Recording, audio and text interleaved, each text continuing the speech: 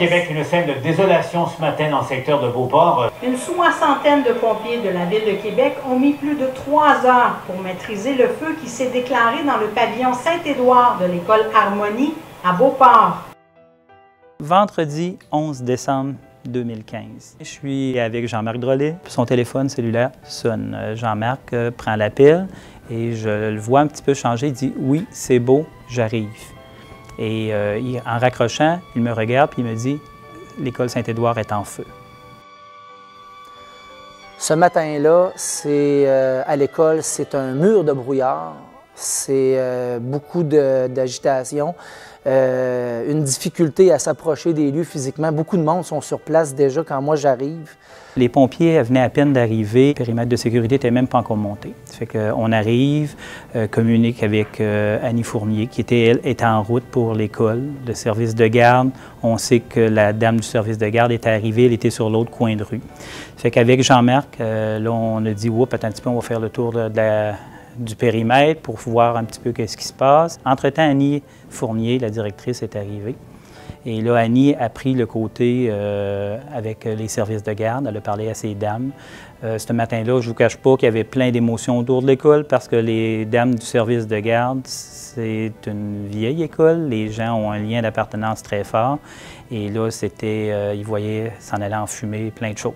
Quand moi je suis arrivé, c'était pas très beau. Là. Il y avait des pompiers qui étaient en train de littéralement détruire les murs, les plafonds, les toits de l'école pour essayer de trouver de où le feu émanait puis se déplaçait. Donc c'était pas vraiment... c'est rare qu'on voit ça dans une carrière. C'était pas très plaisant à l'œil de constater ce qui se passait. Ça signifie plusieurs investissements, je dirais, personnels et humains que les enseignantes ont perdu, puis nécessairement des souvenirs aussi parce que un milieu de vie comme notre milieu professionnel, on va y apporter des souvenirs comme des photos, comme des objets qui ont de la valeur symbolique pour nous. Puis malheureusement, on a du personnel qui ont perdu des objets qui étaient très symboliques pour eux dans cet incendie-là. Donc, tous les services de la commission scolaire, les services centraux, on s'est rejoints. Et bien sûr, la direction d'établissement, donc direction et direction adjointe, sont venus à ce moment-là nous rejoindre pour qu'on puisse vraiment faire le tour là, de la suite des choses, de toutes les hypothèses qu'il fallait mettre en place, puis les différents scénarios qui impliquaient le fait que notre école n'était plus accessible. Rapidement, par la direction, il a été pris la décision de transférer les enfants à l'école Monseigneur Robert. Jean-Marc m'avait donné comme mandat de commencer à vérifier des disponibilités de locaux autour de l'école pour voir, parce qu'on ne pouvait pas déplacer non plus les enfants au loin, pour les 5 jours avant la rentrée scolaire. Le premier point de travail, je dirais, c'était le soutien psychologique à offrir à l'équipe école, en fait. Donc, on organisait ça en concertation avec les services éducatifs, puisque dans l'après-midi, on avait donné rendez-vous à l'équipe école pour déjà les rencontrer, les rassurer, par la suite de voir les différents scénarios pour pouvoir relocaliser nos élèves. Alors, là aussi, là, on a fait appel à ce moment-là à notre direction d'école de la Seigneurie, là, qui s'est venue nous rejoindre, puis qui a réfléchi avec nous à la possibilité d'accueillir nos petits de Saint-Édouard dans son établissement. On a très vite été rassurés. Toutes les questions qu'on avait ont été bien répondues. Puis moi, je pense que toute l'équipe au complet c'est quand même bien mobilisée pour faire en sorte que nos enfants, parce que l'important c'était les enfants à tout prix, puissent être bien encadrés. Puis je pense que le défi a été réussi. Donc, le vendredi, on était en planification organisation, donc on a rencontré nos professionnels pour leur expliquer vers quoi on s'en allait, quelles étaient les informations qu'on possédait à ce moment-là. Le lundi, on avait tassé tout ce qui était prévu dans les agendas de tout le monde, autant l'équipe de gestion que l'équipe des professionnels, donc les professionnels à la pédagogie du primaire, l'équipe préscolaire, les professionnels en adaptation scolaire ont tous été mobilisés pour être prêts à répondre aux besoins.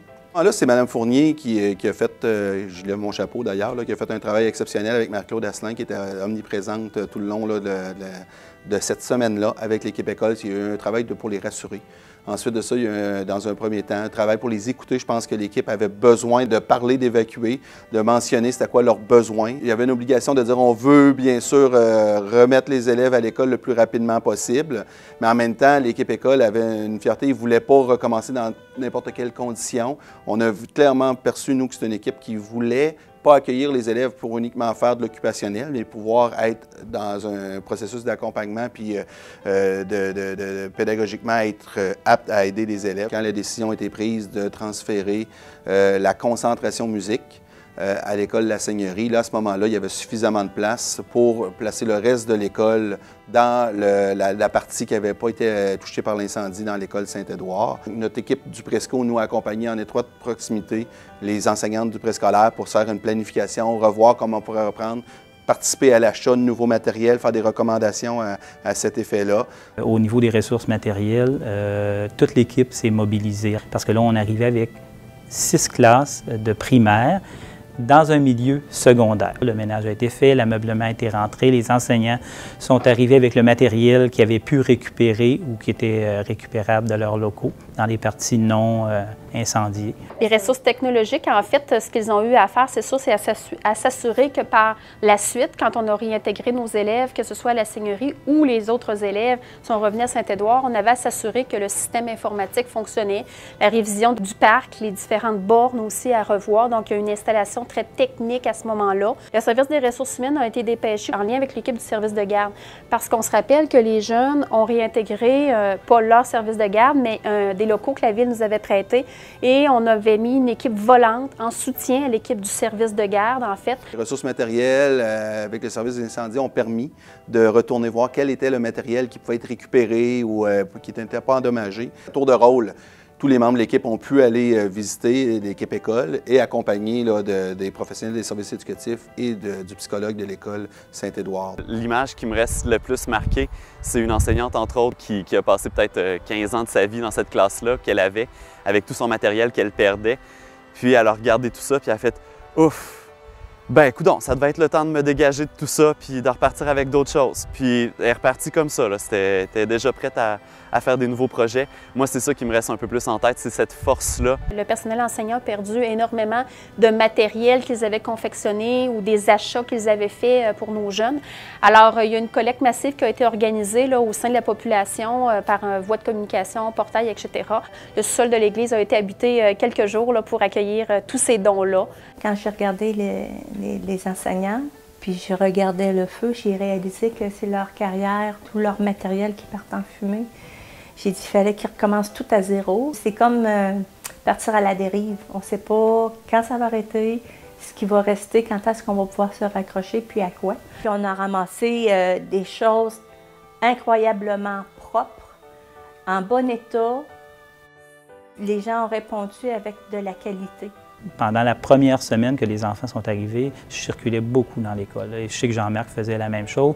Puis d'autres membres du personnel, on voulait voir un petit peu comment tout ça travaillait. On a été agréablement surpris de voir que les plus grands, nos ados, étaient des grands frères, des grandes sœurs pour ces petits-enfants ados. Moi, ce que je rappelle, c'est le travail de collaboration qui a eu lieu dans toute cette semaine-là. L'accompagnement de la direction générale également auprès de Mme Fournier, je pense que ça aussi, c'est un élément, un accompagnement de proximité.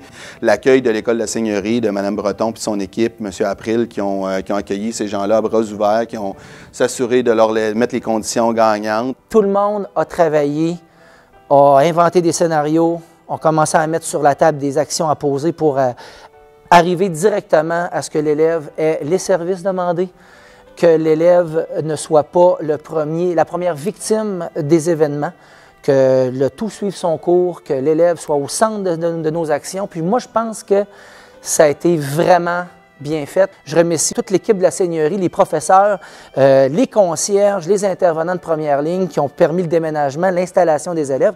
Quand nos élèves sont rentrés ici, la vie a continué et la vie étudiante, comme je vous disais précédemment, tout s'est replacé rapidement. Le leadership affirmé, très affirmé de la direction d'école, le courage de gestion, la capacité de prendre en charge son équipe, elle était très empreinte émotivement bien sûr, mais une capacité de rebondir dans un événement comme ça. Puis au niveau de nos directions de service aussi, tout le monde a mis l'épaule à la roue de par son expérience, de par ses contacts, de par le partenariat. Avez-vous pensé à, avez-vous solutionner telle ou telle problématique, capacité de communiquer rapidement. On a en place un protocole de gestion de mesures d'urgence et au terme de ça, on s'est rendu compte qu'effectivement, on était rodés, en fait, on était prêts. On n'est jamais prêt à ce genre d'événement-là, mais on était capable de passer à travers en se serrant les coudes puis en étant fiers d'appartenir à une organisation comme la nôtre. Un des faits marquants, c'est le mardi soir d'après l'incendie. En fait, on était avec l'équipe, la direction de Saint-Édouard, la direction de la Seigneurie, il y avait des enseignants de la Seigneurie en musique, ceux de Saint-Édouard, et nous avions rencontré les 250 parents pour les convaincre, en fait, que notre solution de les accueillir à la Seigneurie était la bonne. Les convaincre et les rassurer, je dirais, parce qu'en premier lieu, c'est les rassurer que leurs enfants, même s'ils allaient être avec des grands, qu'on allait tout mettre en place, que nos grands de la Seigneurie allaient être capables d'accueillir les petits, puis d'être des pères aidants, puis des tuteurs, puis qu'on avait une infrastructure qui allait aussi leur permettre d'avoir leurs enfants en sécurité, que ce soit quand l'autobus allait arriver, que ce soit en allant à la cafétéria, que ce soit sur la cour de récréation. Et à ce moment-là, dans la salle, il y avait des journalistes. Et au terme de la rencontre, en fait, les journalistes cherchaient des parents pour leur demander comment ils recevaient ça, quels étaient leur niveau de satisfaction, et que tous les parents étaient unanimes à remercier l'organisation, la rapidité avec laquelle on s'était retourné de bord, puis la solution qu'on avait trouvée.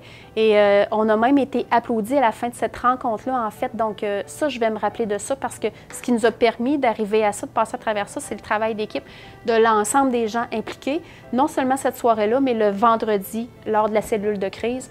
Alors ça, c'est un fait marquant pour moi là, qui va rester imprégné là, et qui c'est une marque de commerce de notre organisation d'avoir cette capacité-là de rebondir. En tant que directeur général de la commission scolaire des Premières Seigneuries, ce que je retiens de l'événement qu'on a vécu à l'école Saint-Édouard, l'incendie du 11 décembre, c'est avant tout la mobilisation collective qui s'en est suivie. Pensons à l'équipe école de Saint-Édouard qui s'est pris en main, à la direction de l'école, tout le travail qui a été fait. Je veux aussi souligner le travail des services centraux de la commission scolaire.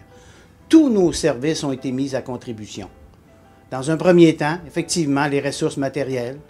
Pensons aussi au transport, communication, services éducatifs et complémentaires. Par la suite, se sont ajoutées les ressources humaines, les ressources financières. Vous avez vu aussi les services des technologies de l'information.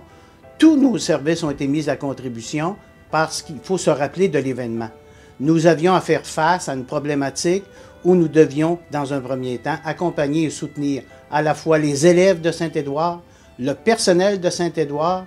Nous devions aussi sécuriser les parents et la communauté et relocaliser le plus rapidement possible une partie de cette clientèle-là dans un autre milieu. Donc, c'est une belle réussite collective.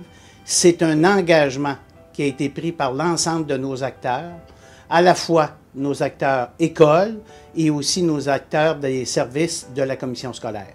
Je me permets aussi à ce moment-ci de faire un clin d'œil à la directrice de l'école Saint-Édouard, Monseigneur Robert, Mme Annie Fournier, pour le leadership qu'elle a assumé dans ce dossier-là, à la direction générale adjointe de la commission scolaire, Mme Marie-Claude Asselin, pour sa coordination des travaux, ainsi qu'à l'ouverture d'esprit de Mme Lise Breton et son équipe à l'école secondaire de la Seigneurie. Donc, merci à tous et bonne continuité. Alors, en tant que président de la commission scolaire des Premières Seigneuries, j'ai la chance de visiter les écoles et les centres et de voir plein de beaux projets.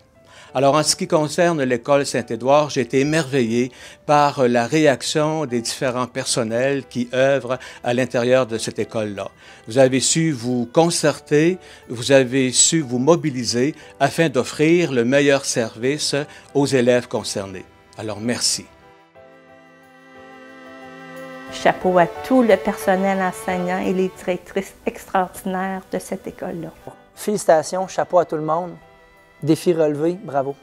Chapeau. Chapeau. Et chapeau. Chapeau, gang. Chapeau. Chapeau!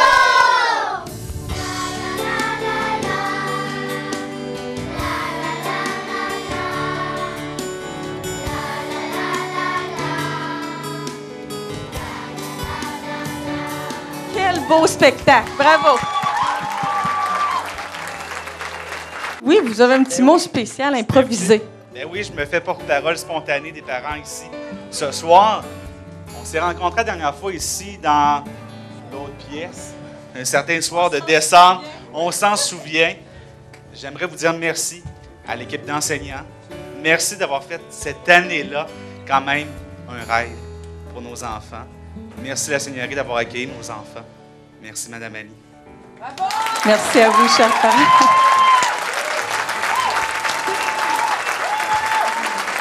Quelle belle équipe, quelle belle école, que de beaux enfants et des beaux parents. Merci beaucoup. Bonne soirée. Bravo, les amours!